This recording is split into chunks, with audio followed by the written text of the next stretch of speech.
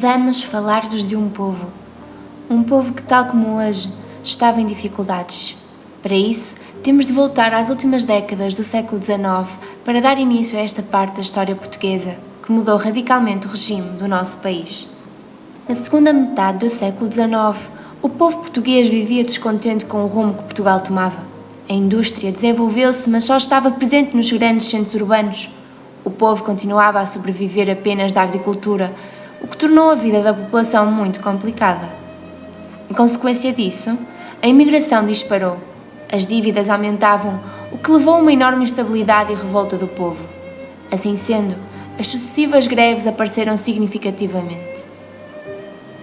Em 1879, surgiu o Partido Republicano Português, formado por um grupo de amigos descontentes, que defendia a implantação de uma república para contrariar a monarquia. Nesta república, o chefe de Estado é o presidente que é eleito, e não o rei que herda o trono. Mas este partido ao longo do tempo foi ganhando cada vez mais apoiantes. Mas porquê? O que terá acontecido? Portugal pretendia dominar as terras localizadas entre Angola e Moçambique, chegando mesmo a apresentar em 1886 um mapa cor-de-rosa que cobria os locais que Portugal pensava que lhe pertenciam. A Inglaterra opôs-se e mandou um ultimato a Portugal em 1890, exigindo que abandonassem aquelas terras, senão haveria guerra. O nosso rei Dom Carlos e o governo cederam, deixando os portugueses completamente humilhados e revoltados.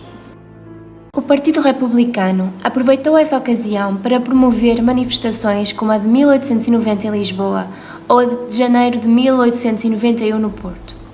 Nesta última, viria a ser a primeira tentativa de uma mudança onde se cantou a portuguesa, porém nem a grande massa de populares e militares conseguiram ganhar aos guardas fiéis da monarquia, mas o povo esse não desistiu. Em 1907, o rei Dom Carlos, ameaçado pela ofensiva republicana, formou um governo de ditadura liderado por João Franco. Este governo estabeleceu a censura à imprensa e enviou presos políticos para prisões.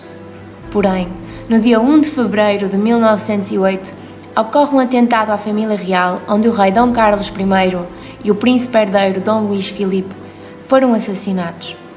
O Dom Manuel II, filho mais novo de Dom Carlos, com apenas 18 anos de idade, subiu ao trono e tornou-se o último rei de Portugal. A 4 de outubro de 1910, em Lisboa, deu-se a Revolução Republicana. As forças fiéis da monarquia, quer militares e civis, não mostraram interesse em defender o rei e as instituições monárquicas. O rei Dom Manuel II e a sua família saíram de Lisboa para o exílio no estrangeiro. Na manhã de 5 de outubro de 1910, dirigentes do Partido Republicano, na varanda do edifício da Câmara Municipal de Lisboa, proclamam a implantação da República em Portugal.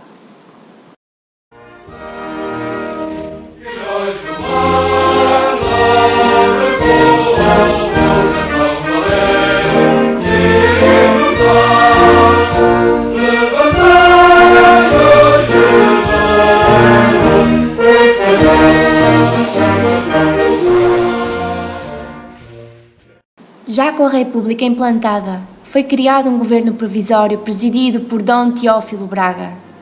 Este governo tomou várias medidas como a mudança da bandeira, a adoção do novo hino, a mudança da moeda de escudos para reis e a igualdade entre filhos legítimos e ilegítimos.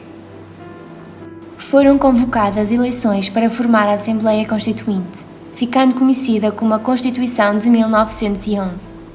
Manuel da Arriaga foi eleito o primeiro presidente da República Portuguesa. Nesse mesmo ano, o analfabetismo já atingia 75% da população portuguesa, levando os governos republicanos a tomar várias medidas para diminuir esse número, como a criação do ensino infantil e primário obrigatório e gratuito, novas escolas e as universidades do Porto e de Lisboa. Aos trabalhadores deu-se o direito à greve, ao descanso semanal e à criação de um seguro contra a morte e velhice. Porém, nem tudo corria bem, porque a lentidão da Revolução deixava o povo impaciente, o que levou à ocorrência de greves e revoltas. A Igreja Católica opunha-se e o Partido Republicano dividiu-se em vários partidos rivais. Em 1914, os sindicatos portugueses portugueses uniram-se contra as más condições dos trabalhadores, formando a União Operária Nacional, que em 1919 já controlava todo o país.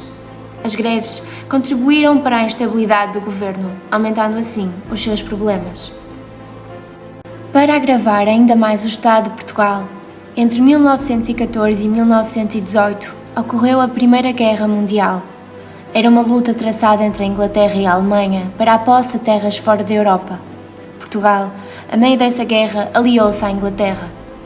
Consequentemente, a Alemanha declarou guerra ao nosso país, acabando por, em 1918, ganhar a guerra, deixando Portugal mais despovoado com as milhares de mortes que ocorreram.